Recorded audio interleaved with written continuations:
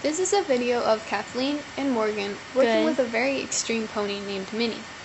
Minnie is terrified of just about everything, including whips. This is Minnie's second day ever being clicker trained. It's also the second day ever that Kathleen and Morgan have been clicker trainers. Here you see Morgan giving Minnie the initiator cue. When Minnie puts her nose on Morgan's hand, it's an indication that she's ready for Kathleen to spank the whip on the ground. Minnie's job is to face the whip and keep her feet still. If she meets the criteria, she earns a click and a treat. The reason that we use the initiator is that it gives the horse some control over the situation.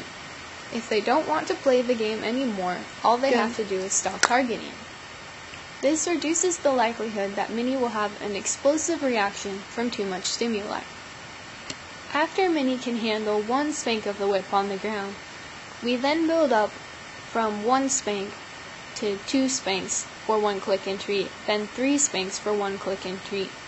By increasing the pressure systematically like this, we give Minnie a fair chance at demonstrating that she has the confidence and is willing to try to keep her feet still even under more pressure. Another way that we challenge Minnie's confidence is to spank the whip on the ground in relation to different areas of her body. Most horses do okay with having the whip right in front of them because they can see it easily. But as you can see here, when Kathleen moves towards Minnie's side, Minnie has difficulty targeting again. Morgan does a good job of waiting patiently for Minnie to offer to touch the initiator cue. You can watch Minnie swivel her head back and forth, trying to explain to Kathleen that she would be much more confident and willing to try again if Kathleen would move closer to her head. Kathleen gets the message, and Minnie immediately touches the initiator cue. As Kathleen is working on building Minnie's confidence with the whip in different areas of her body, she has to think both about her relationship to Minnie's eyes and her proximity to Minnie's body. She should stay on the same circle, walking all the way around Minnie's body, and not drift closer to her. If she drifts closer to her, that's building 2 criteria at the same time. She's asking Minnie both to allow her closer to her and to allow her in a more uncomfortable area of her body.